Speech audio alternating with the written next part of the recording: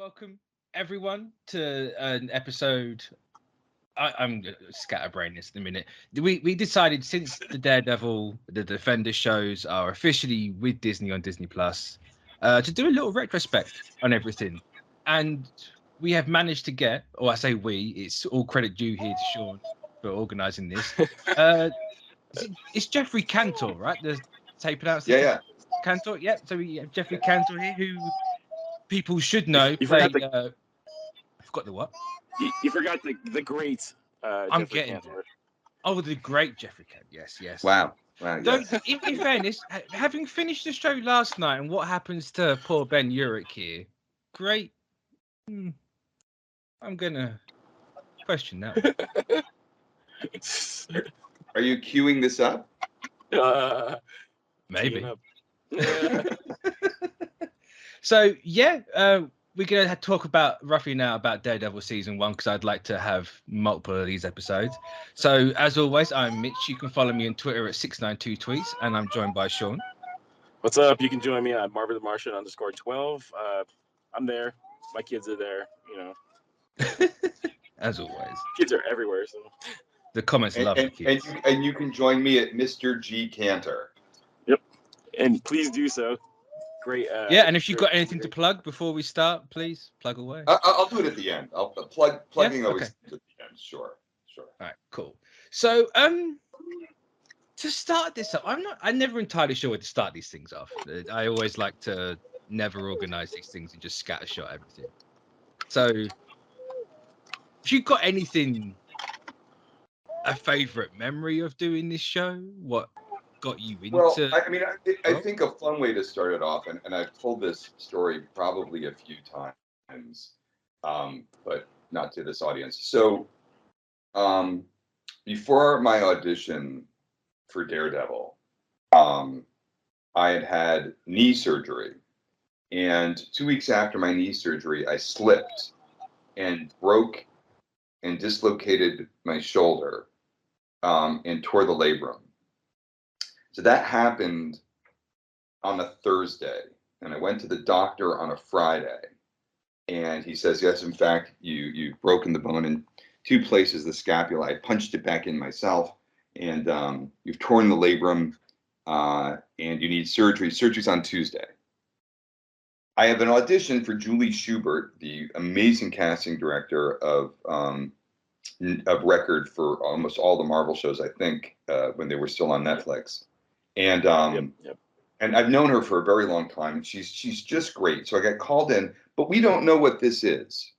The secrecy surrounding all things Marvel is legendary, and it is true. I had no idea. All I knew was that I was a newspaper editor, and I've seen some really great. There are some really great films where you have newspaper guys. There's also, House of Cards, season one had, a couple of seasons had a good editor. You had The Post had already come out. That. There's some really good examples. Even the movie about Watergate. So like newsrooms, I like the idea of a newsroom anyway, but I did not think that I was doing a Marvel show. So I didn't go look at sort of cartoon style editors like a Superman or a Spider-Man kind of blustery guy. That's not how it read either. So the writing is, really amazing, as you guys I'm sure know. And so my audition was the first scene that you see him in, which is season 1, episode 3, when I come into the office and he's on the phone with his insurance company. And so here I am with a broken shoulder. The surgery is going to be the next day. My audition is Monday, and I have it in a makeshift sling that I take off, and I'm holding a folder so I can immobilize my arm. And I audition with basically that entire scene is my audition. And as I said, Steve DeKnight wrote a great script, and it was very easy to memorize, thank God. But I was also really distracted by the amount of pain I was in. That said, during the audition, I didn't feel anything because that's what adrenaline does. And so I got the part. And then the next day I had surgery, and then the next day, Wednesday, I got a play. And so I didn't know. So I said yes to the play. Then I get cast as Daredevil, and cast, as not as Daredevil, as Ellison in Daredevil. Still not knowing really what it is that I'm in. But I end up doing the beginning of season 1 and this play at the same time with this shoulder that is practically immobile. And the dressers would have to take off my shirts because I couldn't really move my arm. And so for me, I guess the story of Daredevil for me is that that first episode, I was very comfortable with the lines. My shoulder was in severe pain, and so I used the trick about holding the folder. So if you watch that scene, first of all, I weigh a lot more because I couldn't work out, so I have a little belly. But if you watch my arm, you'll see that my arm is often pinned to my side because of this broken shoulder that I had throughout season 1. I was in rehab, and I had a special sling, but that was I'm a little bit proud of the fact that through that I still booked a gig, so and persevered. So they say actors, they say we're wimps. We're not wimps. That was not a thing. So that I guess that's how my life with Marvel started. Nice. In pain, right? Pain and joy. So coincidentally, the third episode is actually my favorite one. Not Really? to suck up or anything, but the third episode is my favorite one. I mean, what's really remarkable, and I've said this too, what Steve DeKnight did and Marco and Doug is they created space for the secondary characters to really breathe, right? So the whole first part of the scene with Ben, and then the last bit of the scene with Ben is about my relationship with Ben. Yeah. We talk about kids, we talk about insurance, we're not talking about the matter at hand, about what I want to cover. And that set, I think, for me, it set the tone of what was in store for me. Yeah. And that was a long scene, and you have really a 13 episode movie. Yeah. And I think that's a real testament to who they are. But I'm glad that that's your favorite episode. Is that your favorite scene in the episode? No, it's all the Matt Murdock stuff, unfortunately. I would say yes, but I can't lie. Don't lie. Don't lie.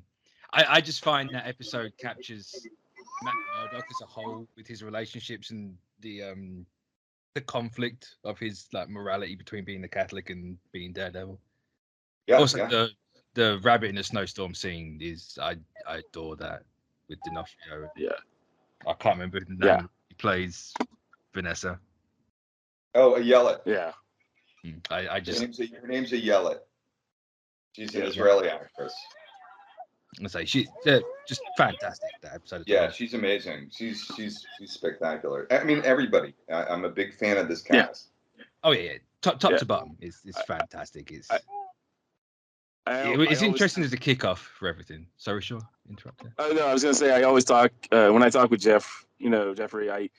I always reiterate that the cast around Charlie and D'Onofrio are like the strongest foundation in some of the in a TV show that I've ever seen in my entire life. Like there's not one character that gets introduced in season 1 that is like dispensable or forgettable. It's all like with example with Geoffrey's first scene. It's like you get all this personal information with this character without having to hit you over the head with a hammer, and it's just a combination of everything with the TV show, and the creators, the cast. It's like the perfect mix of everything. Was that hitting over the head with the hammer intentional, or was that accidental? Because obviously we have a young D'Onofrio here being his father over there with the hammer. I believe that was very intentional, but I might be mistaken. What about you, Sean? You've you've been on here for a while, and everyone probably knows by now that you worked on or with people on this show. Like, what's your you got like a favorite memory or anything like that? Favorite part of the show? Man, I gotta say, just being a part of the process, like I walked into this show. Like I know a lot of people say that Daredevil's their favorite character, and it's very popular to say that when the show is very popular. But I can honestly say, like, I grew up reading that comic, especially the Frank Miller stuff. And like when I found out when I was working, with every in the show, and I found out that they were taking inspiration from that run, I'm gonna be honest with you, I almost cried, and like, and then just to know that like people like Stephen DeKnight, like DeKnight is the foundation of that show through the whole thing, like he's responsible for the feel, the look, I think I give almost 100% of the success, not 100%, but 80% of that success of that show for his setting the tone of that show in that first season. It's unfortunate that we couldn't end the series with him on it, but we did get very, talented people to take over the reins, but it did feel a little bit like there was missing, but like my favorite memory is just being a part of the, seeing that character come to life, like, because I had this stink of that movie. The movie was not good. It wasn't a good representation of the character, but it's just seeing Charlie in the pirate outfit and the red suit. I get emotional when it comes to this show. Like, I mean, I'm sure Geoffrey could attest. Every time we talk, I just get kind of choked up, because I wanted Charlie back. I wanted the show to come back in some way, shape, or form, But yeah, I think just to get a point, that I think just being a part of the show is probably my favorite thing, That I just encompass the whole show. Like it's like picking my favorite child. I can't do that. What if you I had can. to? Well, if I had to, I would say season 1 is like my favorite, because it's just like all around the best. There's very little to nitpick. About the show, and it's season 1. It didn't. It just had, like I said, the right mix of everything. Yeah. I feel like, I don't know if this is right to say, just to jump in here, and I don't know if this is how they're doing it or not, but it feels like season 1 became the quote formula for the current crop of Disney Plus shows. What's that? I think I don't think that's. I don't think not necessarily in tone, but more in. No, I don't think you're wrong. I think Yeah. More than that, the success of season 1 and both artistically and from a business standpoint gave them the confidence to move forward with like real speed. I mean, we already were shooting season 2. The way I was told after we all knew what we were doing, I was under the impression anyway that they were going to go through the rotation. And we got our season 2 out before they had any of the other season 1s. Yeah. And that's because of what you've just said. Like they knew it was a win. Now I think season 2, we'll talk about that next when we get into that. But I don't think you're wrong. I mean, it certainly was the tent pole.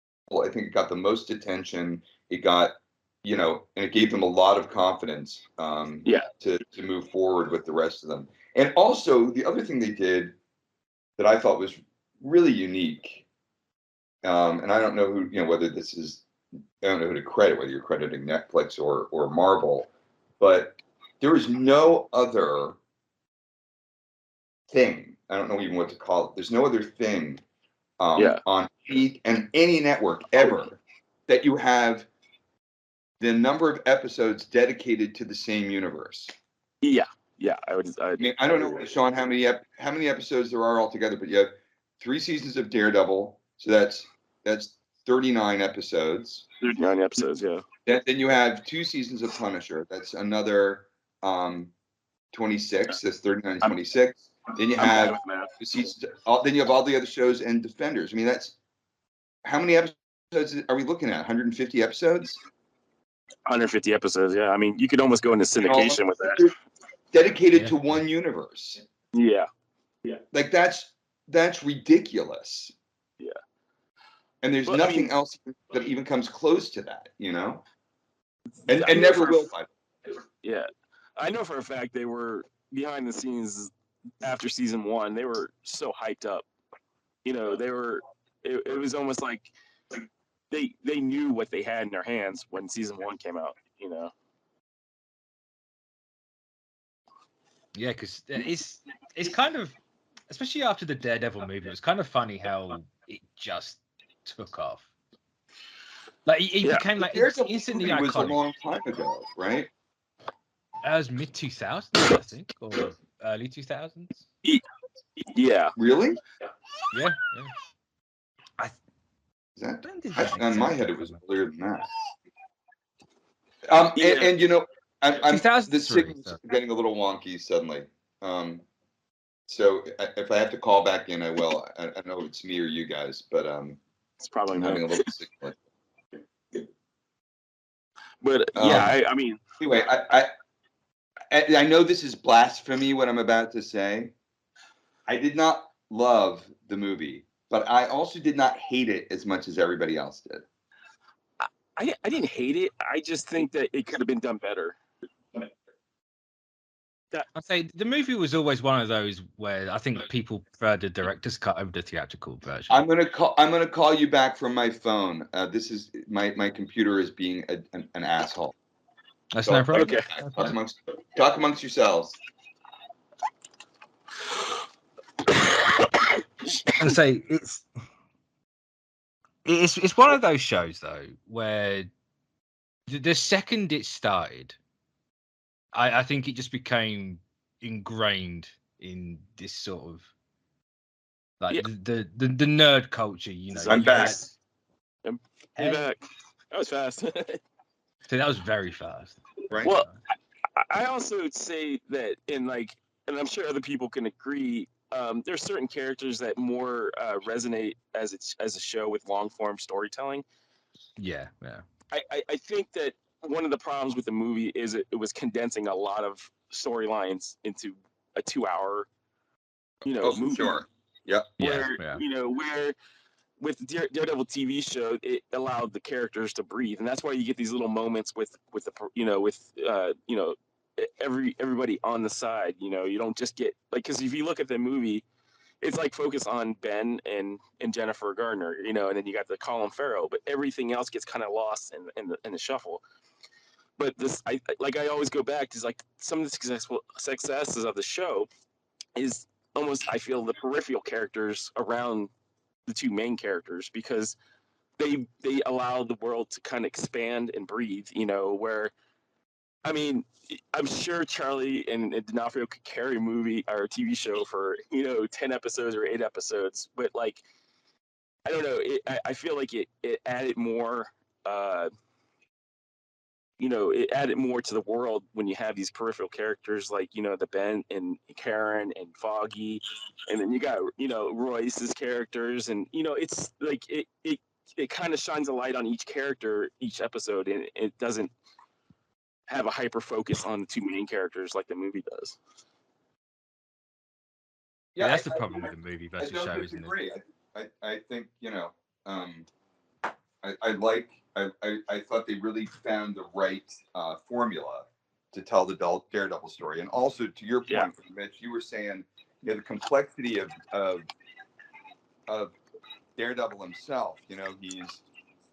He's got the Catholic issue, he's got the lawyer issue, he's got good and bad, right and wrong. Yeah. In watching that struggle, to give that struggle space and to have it, to hold the mirror up with Fisk, and it's having the long form, I definitely think was the best way to tell that story for sure. Still is. Yeah. And I love I love Ben Affleck and I love Michael Duncan Clark and Colin Farrell, but it goes down to the Marvel casting. they have nailed casting almost 99% of the time. And when you look at Charlie now, it's so hard not to, when you're reading the comic, imagine the Charlie's character doing these things, and I always I give so much credit to the casting of this show. Like it just, I know saying nailing it is like so cliche, but it does. I don't know if there's any other word that describe it. Is it Sarah Finn who did the casting for the shows as well as the movies, or was it separate people? Julie Schubert cast the show. Yeah, the show. Yeah. Okay. Yeah. Let's say, because if it was Sarah Finn, like that, she's like 100% on a total streak. And I don't want to slide against the movie at all. It is fun and it's fun to watch. But I like I said, I think the show does the character more justice than that movie did. And it's not the fault of the actors or the writers or anything like that. It's the nature of movies. You have to condense and combine. It's also a product of the early 2000s. Like the 2003 era superhero movies, very much in that. Yeah, and it's evolved stuck in that so much more since then. Like maybe it would work better in the movie form now, but I almost prefer a TV show over. Oh, me too. I way prefer. Yeah, I agree. And it's such a better storytelling way to, and it's like you said, Mitch, it's like it's hard to explain the complex of this, like, because Daredevil is almost a very, very, very complex character, and like you can't condense that character into 2 hours. And they tried to do that in the movie and it just didn't work, where the TV show had time to let it breathe and live and and just evolve. Yeah, you actually get to see him wrestle with the ideas. And but then I think I've been firmly on the side that comic book like adaptations and translations, what you want to call them, fit more on the serialized side. The medium it comes from is serialized anyway. Like movies are good for the big, like bombastic event, like your Avengers, and obviously some characters are going to work better on movies and TV shows anyway. But for me, TV shows would always be, in an ideal, perfect world, that would be where everything's done. And maybe not necessarily 13 episodes. I feel like the episode count is still being figured out. I'm thankful it's not 23 episodes because that's just way too long for any series. 13, I think, with a few years, this is only like the third time I've seen season 1 of Daredevil, and it's not necessarily criticism as such, but I felt the length of it. But it's the same thing I had with Matt Reeves' The Batman, where I don't know if I was in charge of cutting anything from the series out. I don't know necessarily what I would take out, because everything works for the show and for the characters. You need everything there for it to be as good as it is. Yeah. If it was when this show came out, I probably would have said take out the what's the thing that Stick was after with Nobu? Oh yeah, like Black Star. Yeah, Black Sky. Black Sky. Yeah, me and Geoffrey were talking about that actually. What was it last week about? Like when we get into season 2, that's where it kind of gets kind of muddy,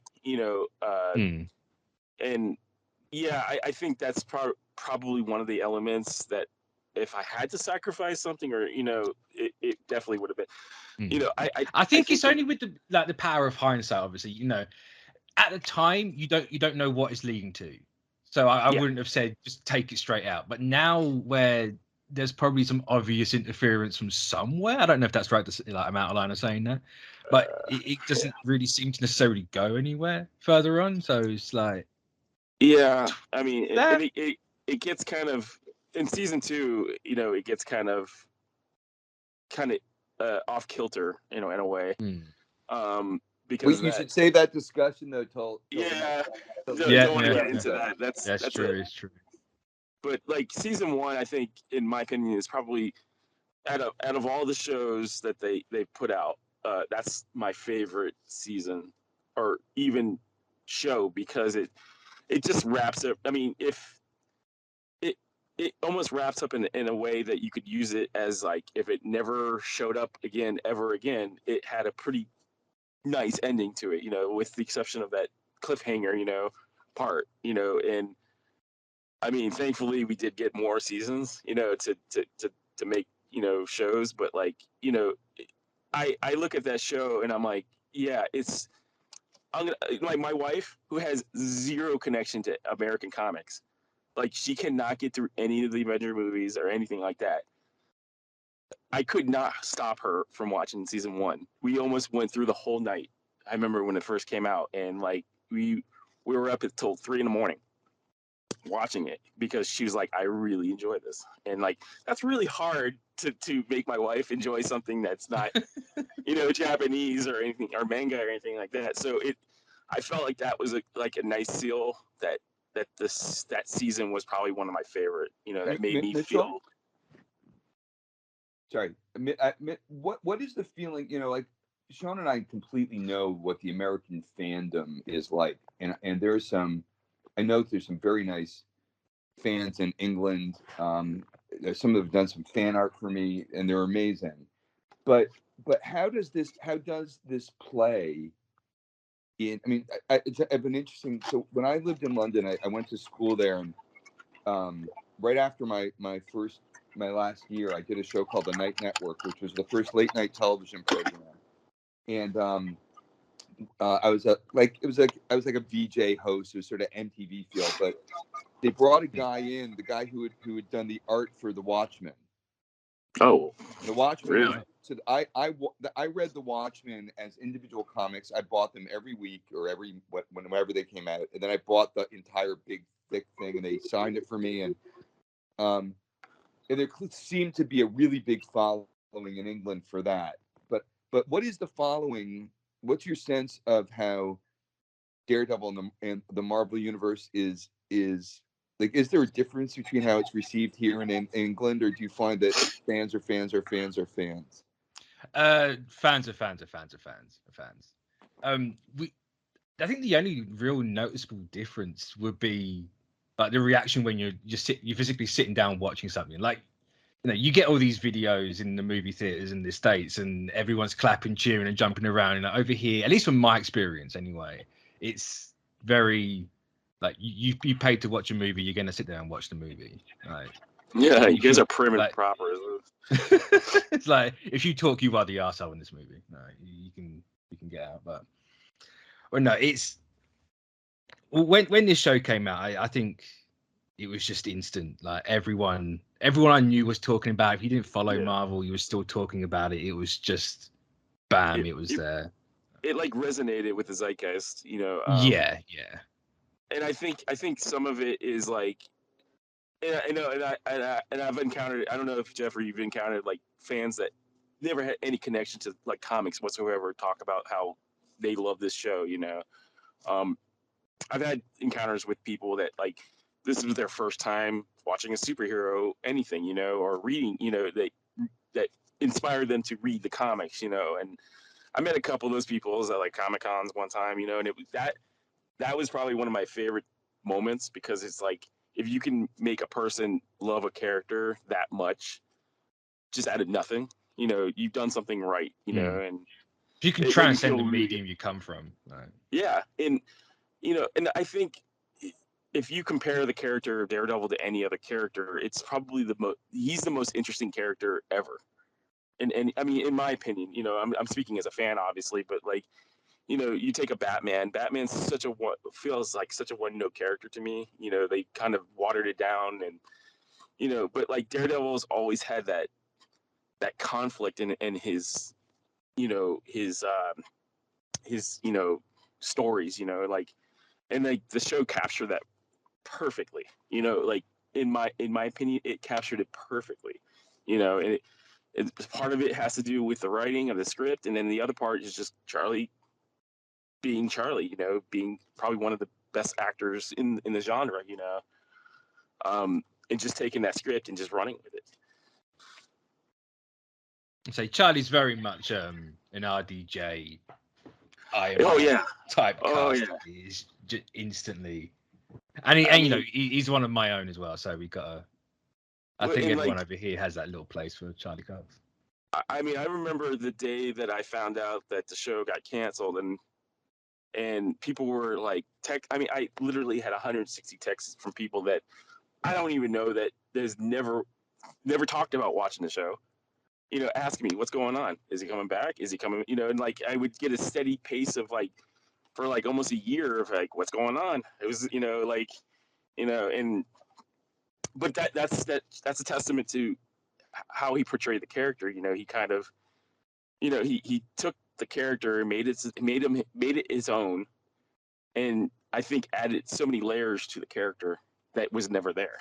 You know, but great actor, man. Like it just, you know, like, but like I always say, I think it's the characters around them that make the show 10 times better. You know, like I love the two main cast, but like, you know, it's the people around them that kind of fill that world out and make it lived in, you know, and like, you know, believable. You know, Karen, you, Royce, you know, Eldon, you know, the list goes on and on. I mean, even it goes down the line. You know, even the peripheral characters to the peripheral characters, they add something more each time it's being introduced, and like it's like the characters aren't just there to be there; they're there for a reason. Right. So everyone feels like a real person. Yeah, yeah. And it Like shows. it's a lived-in world. It feels like an actual New York. You know, I lived there for 20 years, and like, you know, you feel like being a part of that show. You feel like I feel like I should have been looking out for Charlie in the suit at nighttime on rooftops. You know, because like that's how believable he was in that role. You know. But Would you say, Mitchell? I mean, you know, I'm going to get back, because having lived in England, there's like a real different sensibility about how television and film are, not just the behavior of Americans in theaters, but like a really different sensibility about what it takes to keep one's interest. You know, dialogue and acting. You know, it's. I think there's a different sensibility, but also like the bar is a little bit different.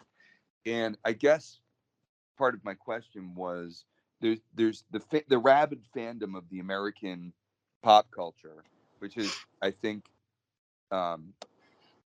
it's contagious, right? Yeah. yeah, Right. So it's super contagious. I mean that's why, you know, so much American stuff is banned in certain countries, because it's so contagious. And then but then there's also, you know, a lot of very excellent British actors now work here. And you know, there's a respect for, you know, the English sensibility of the use of language and storytelling in this country that is also quite real. And I guess I was sort of leaning into a question that I was wanting your take as a Brit about if Daredevil smelled different than other American television, and if that was one of the maybe an additional reason why it resonated so well with you know, English and European audiences, is that you have great acting, but you also have writing that was really, really good storytelling. It wasn't kitsch. It wasn't cute. It was like this really great storytelling. Do you think that impacted how it was received there? I'm not 100% sure. I imagine it did. I imagine it must have played a part in somehow. I wonder if if like the length of it, because our shows over here, you know, you get certain shows and they're like 4 episodes, right? So I wonder if the cultural side of where, you know, where we make everything shorter as opposed to the longer, if that actually helped with it. But I honestly couldn't say. I don't know. I assume it did, but I think it's just well written. Right. And Fair enough. It just picked up. I'm not. Yeah. I thought I'd throw you an English bone, but whatever. It caught me off guard. I'm just like, okay. Oh my god, that's a real question. Exactly. I'm not used to that at all. Yeah, I understand. But where do we go? Where do we go? I feel like we haven't given D'Onofrio a bit of love. Oh yeah, such a Like, big. a lot of he's it's been such a teddy about bear. Charlie. He- D'Onofrio again. The casting on it is just it's fantastic. Yeah. Oh, 100%. I remember it being finding out that like I mean I love Vincent D'Onofrio. I loved him in everything he did from like Adventures of Babysitting to Platoon.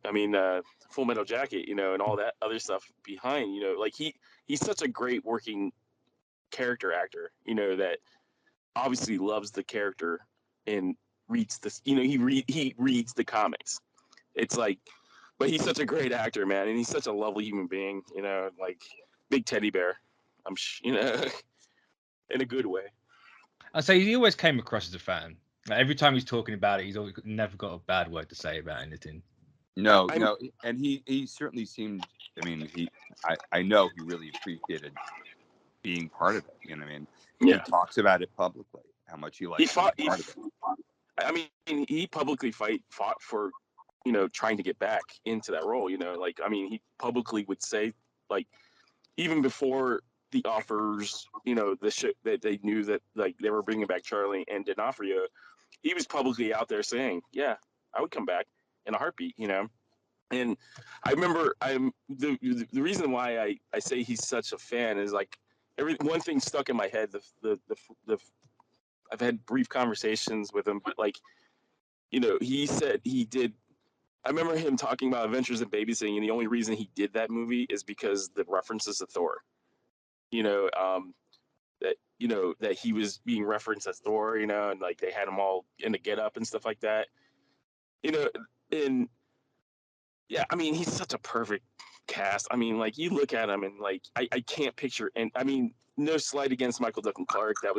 He did a great job in that role for what it was.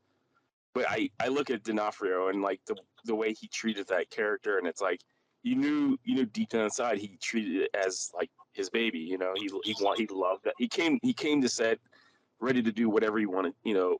Whatever was willing to do. So he brought something different to the role. Like there's that vulnerable mental state that Wilson Fisk has in this series. The man-child,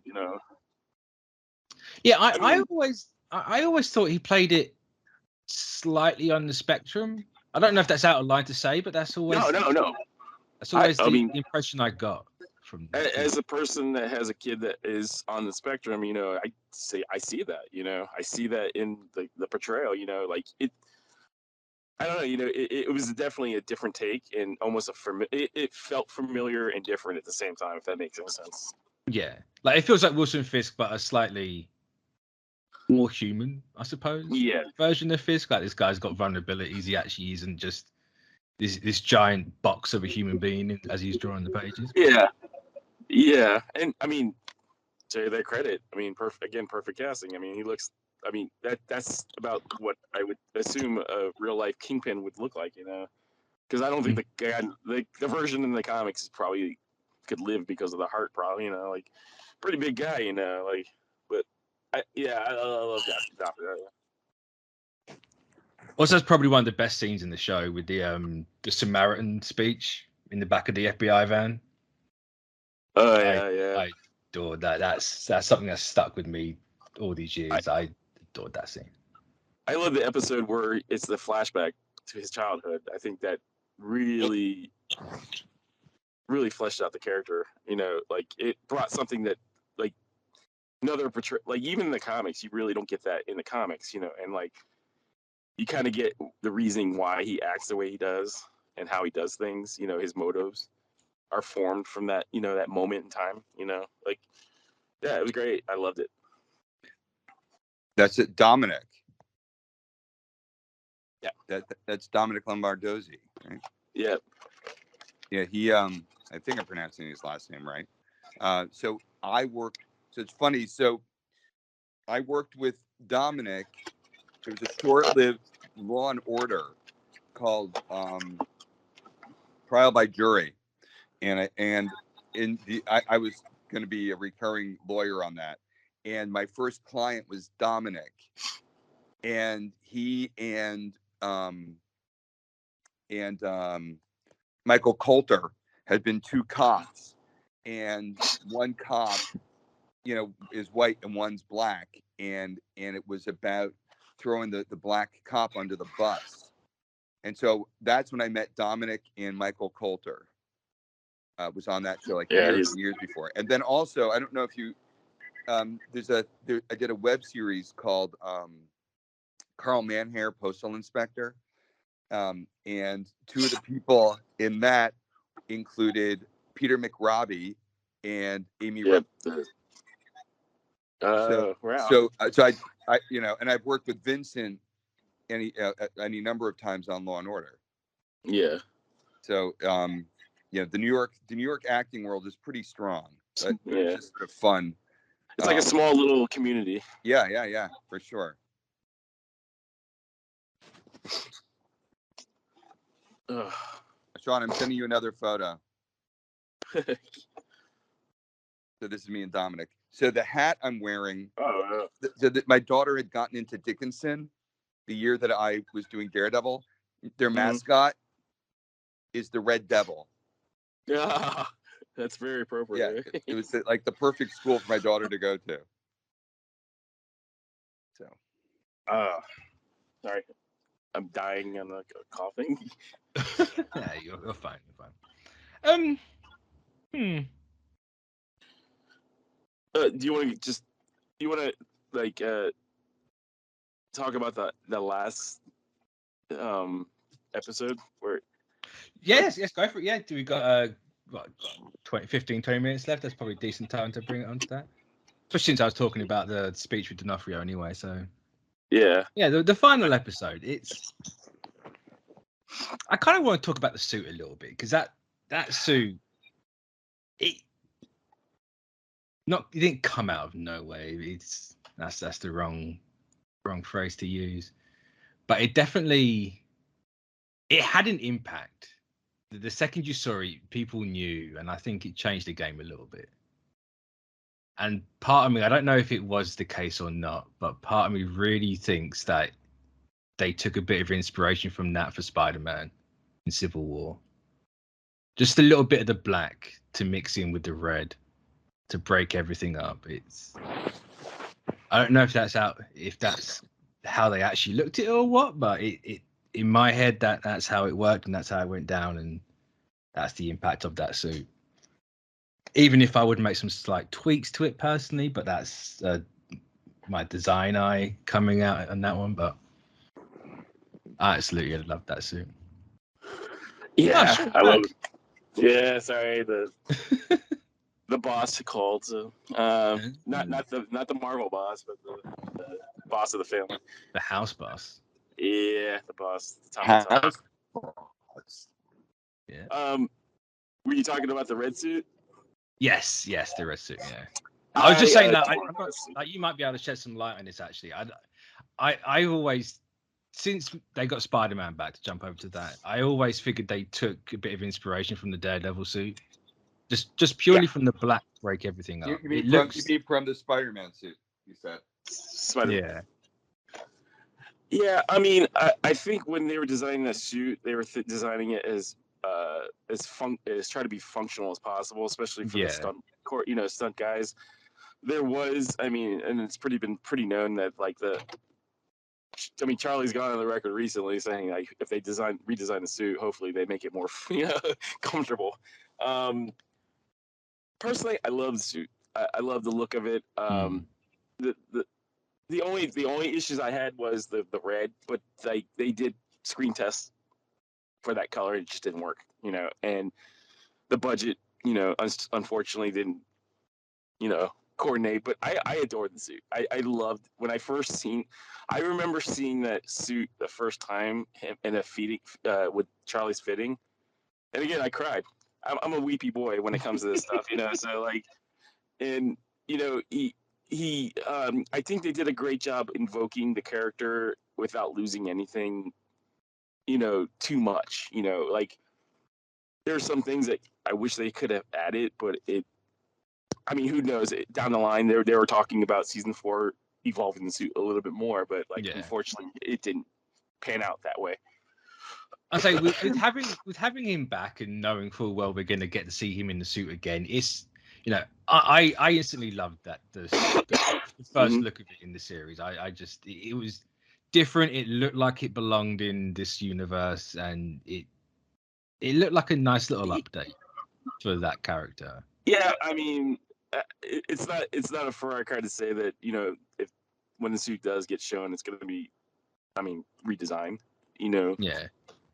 Well, I hope it looks like recognizable. Yeah, I was gonna say like it's funny. You guys are talking about the red suit. What I was surprised about was that I bought No. the black suit. No, really? Nice. You're the guy. No, I didn't buy it. I mean, I didn't buy it. I love the fact that they put him in clothes that he would have been able to figure out for himself. Yeah. Oh yeah. I love that part. Yeah, and that also that it covers his eyes because he's blind. Yeah. Right. And like if you go back to like they did a really good job paying homage to that John Romano run with him actually in that suit. Yep. It looks a lot better in the show than it did in the comics because like there's a lot of functionality in that suit because it does look like something he got from eBay. Yeah, he just pieced together, Yeah, he figured it the fuck out, and so also another thing that they did was wait as long as they did to introduce the red suit. They waited. They didn't rush it. That's the other beauty part. It's consistent with everything else they think they did in the show. They did. That's part of my my idea that the Disney Plus series takes this as the standard. So far, every single one of those shows has waited until the end or the penultimate episode to give them the suit, and it feels like a character moment. It's not just an arbitrary, he has this thing now, this is how he looks. It's the suit is part of the character development. And well, I mean, the other thing they did, is you're actually watching his origin story. Yeah. In a way that I don't think they really captured necessarily with all the other shows. In the same way, you're watching Daredevil become Daredevil in that first season, and that's also super impressive to be able to do that. Yeah, and like if you go back to that, I can't remember what the episode was. I think it might have been the first or the second where they do the one take, what looks like a one take. I think it's the second episode, where he's saving the kid and he's doing the fight in the hall. That is literally I again cried. I'm gonna have a reputation of crying a lot. I'm gonna be like Kevin Smith, watching YouTube videos. But like it did that. I think it wouldn't have worked with the red suit because like in that scene, you see him take all those punches, and if he took that punch and wearing the red suit, it wouldn't have. It would have. I don't know. It would have took something away because it should. When he was in that black suit, you felt he's every vulnerable. punch. Yeah, super vulnerable. You felt every punch, and every time you see him like bracing himself against the wall, tired, like you see him strong. Like he's super strong and he's super capable of getting this done, but he is also doing what other superheroes and TV shows don't do, is where they're like, this is a guy that still has really top shape conditioning, but he's still having a problem fighting. Like he still has a heart that's about to burst. Well, that's also why he's so believable because he's not really a superhero. He's like it's more the amount of the suspension of disbelief required is much less for Daredevil because you kind of like you don't have to like he's not impenetrable. Yeah. Yeah. Go ahead. Oh no, I'm sorry. I was gonna say like in the upcoming, when they reintroduce them, they're not taking that away. You're gonna see like that because that was a part of the charm of that show. Is like he wasn't Captain America. He wasn't Iron Man or anything like that. He even though he was in that red suit, he still took some. I mean, he fought people in a most realistic way. You know, for sure.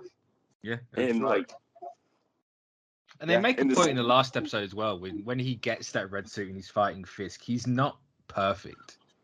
You know, he spends a good chunk of that final conflict on the floor getting Lord. beat with his own sticks. Like it's Yeah. But that's the part of that's the charm of him as a character is like he's not invulnerable. You know, he's gonna get tired. He's gonna get hurt no matter what happens. You know, and like, because I love all the Disney Plus shows. You know, equally. You know, as my babies and stuff like that. But like, but there's moments in that show that make it not. You kind of have to like put your. You know, you're like you're. Is that you crying? Is that you're crying or your child? Yeah, I'm starting to cry again. I have a problem. I'm very emotional, and I think crying's not a problem, Sean. It's totally fine. Is that why your child cries so much? Because learning from you. Yeah. Unfortunately, he's been going soft like me. It's. My wife tells me all the time I'm pretty soft. Like, wow, that's really more information than anybody needed, Sean. She's right. When your wife tells you you're soft, do not share that in a podcast. Oh, I mean, to my credit, she is she's a jiu-jitsu practitioner. So like, I couldn't beat her if I really wanted to. You know, no matter what I could do. So she probably put me on the ground, but I'm the man enough to admit that too. Oh, that's a form of strength. I'm just saying, you don't say you're soft so often on a podcast. Just don't do it. Like, scribble that. That's true. You know, I don't want to be. I'll let it out. It's fine. I'll save you. I don't think you're quite picking up the double entendre, so we'll let this go. I got it. Moving on. So we're getting towards the end. I see. Yeah. So this was great. Thank you guys for having me on. I mean, thank you for joining. Yeah, really great. I mean, we're just keeping our fingers crossed that. I mean, I don't have any inside information other than Sean, but I do think if you had asked me when they took this off the air, if we were they're going to breathe life back into it, I would have been. And maybe this was just being self-protective, but I would have been very skeptical. And the Save Daredevil people, I want to give a shout out to them. You know, they've been amazing. They reach out to me all the time, fan art and whatever. But they have, I mean, they must have had some sort of impact. I mean, they're over 500,000 strong, signing petitions. Yeah. But also it is a testament to the other actors, especially the ones who are more important than, in terms of their cachet than I am, for sure, that they want to do it and that they loved doing it and that they promoted doing it and that they've committed to doing it again.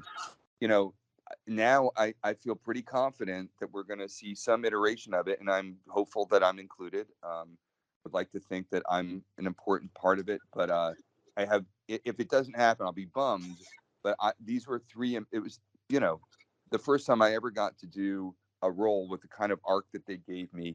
They gave me a lot of responsibility. They gave me great words to say, great actors to say them with, and it's really one of the highlights of a pretty decent acting career. I mean, I've done some really fun stuff, and this is definitely one of the highlights. Not just because of the sort of pop positivity of it, but also because they wrote me a great character who did not exist in the comic books. So nobody had any opinion about who I should or shouldn't be, and so there were surprises for them throughout that with some of the other characters maybe you wouldn't have had. So very, very fortunate. Yeah, I like to think of your character as the Defenders version of Phil Coulson. Yeah, there's that nice through line. Like, there's no expectation because the character's not from the comics, but there's a nice through line going through all these shows. Yeah, and I mean, I'd like to believe. I mean, I was in Punisher. I'd like to believe that the New York Bulletin becomes the paper of record for all of these shows.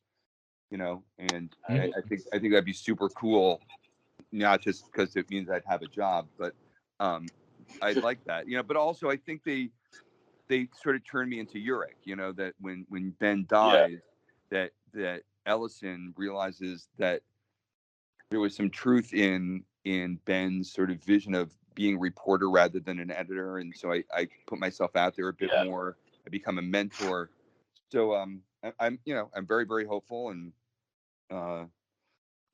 it remains to be seen. But that'd be fucking great. So.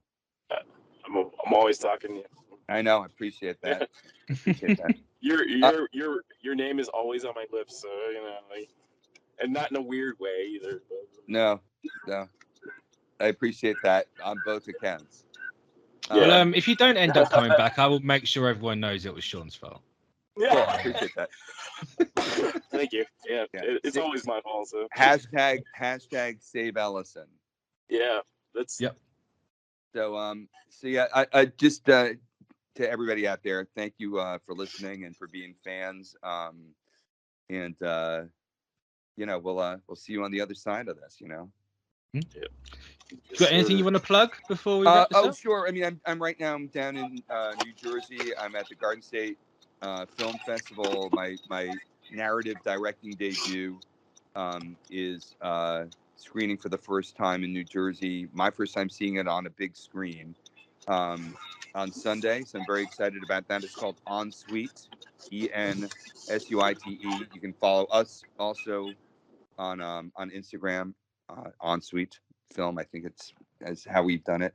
So I'm down here at the Jersey Shore right now, and there's another show, Shelter, that Harlan Coben wrote that just got picked up by Amazon. Very exciting. I was in the pilot. We'll see if I'm going to be part of that show. Just sort of joyfully plugging away, waiting here on like 5 things right now. So feel free to follow, and I guess we'll talk again.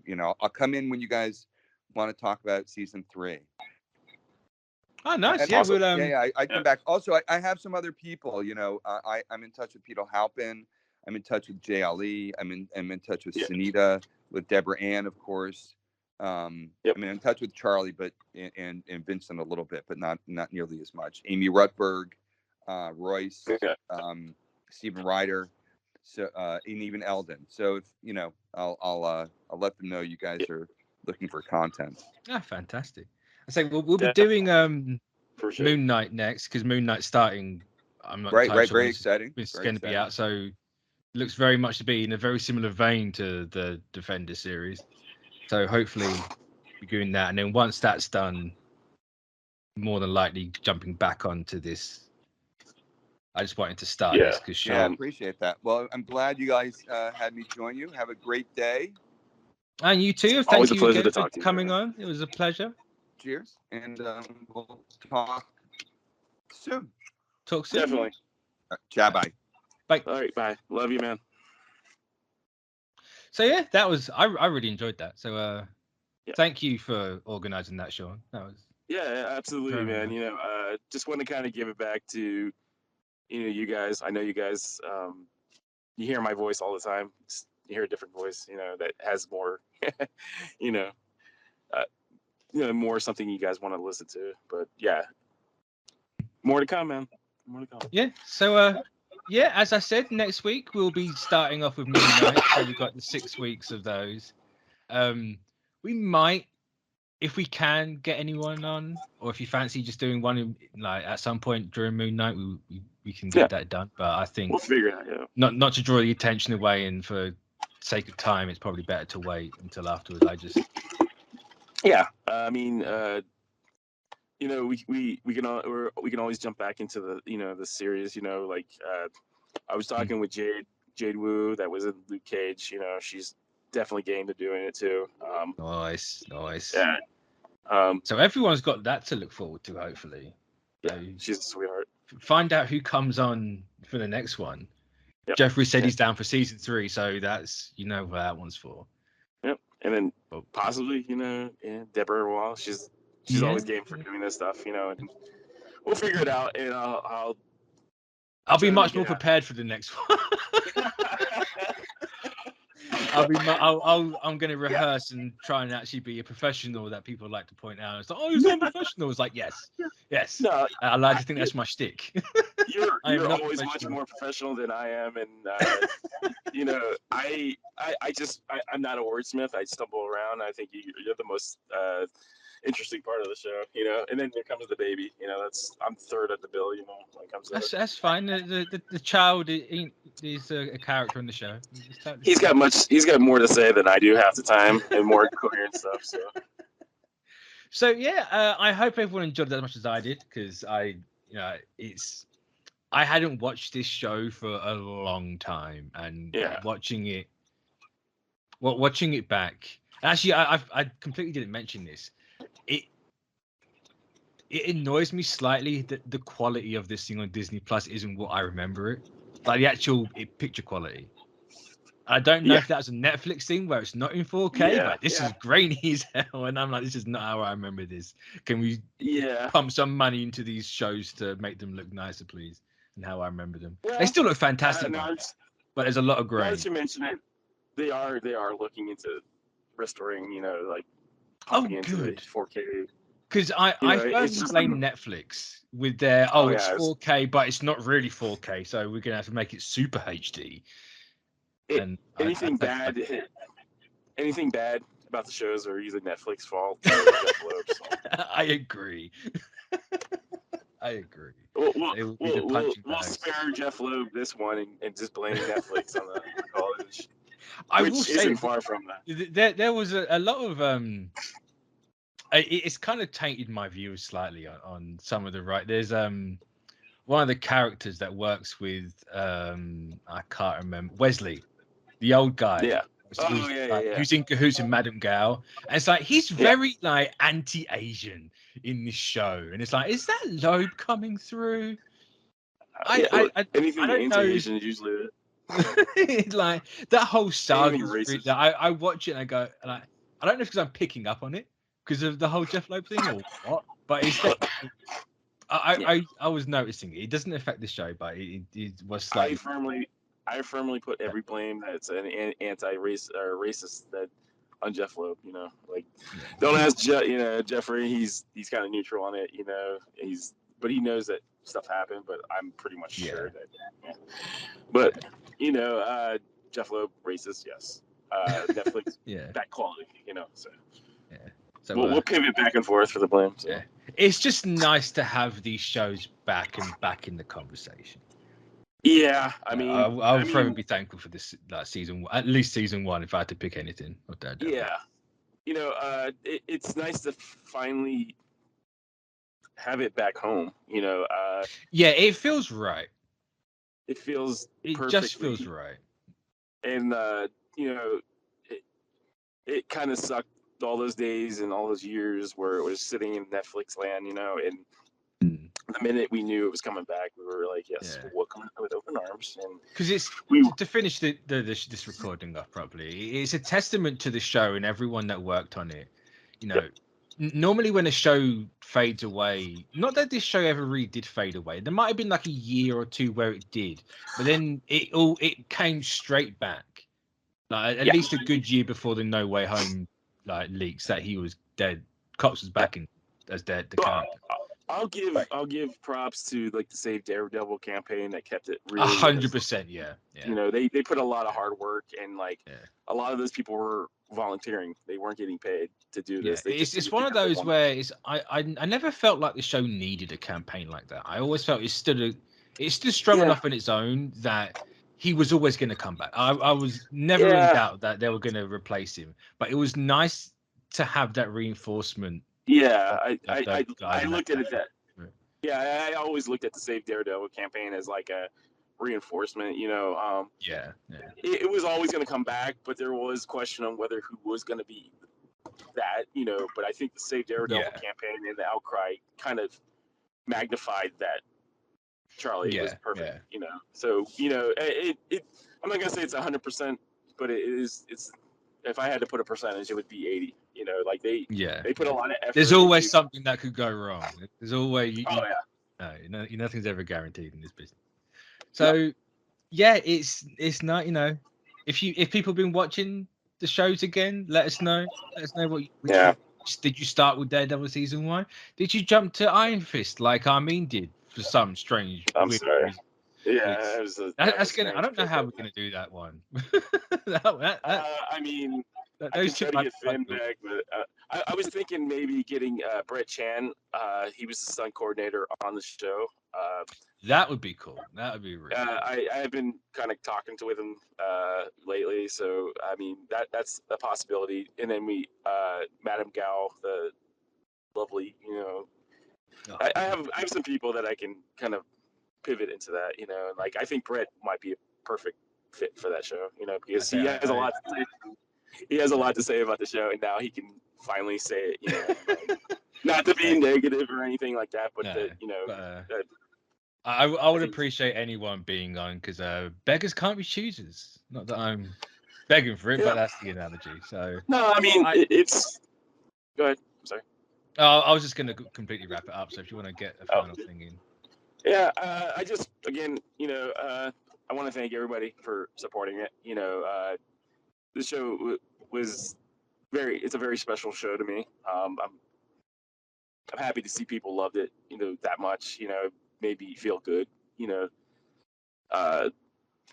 Thank you guys. I love you guys. Thank you all the fans for supporting that show, and we'll talk more. So yeah, we'll catch you next week for Moon Knight, because I'm excited for it. I keep forgetting it's coming out this close. It's wild to me that it's dropping. It's like I see the 10 days in the 1 week, and I snap back to that. Oh yeah, we're at the end of March now.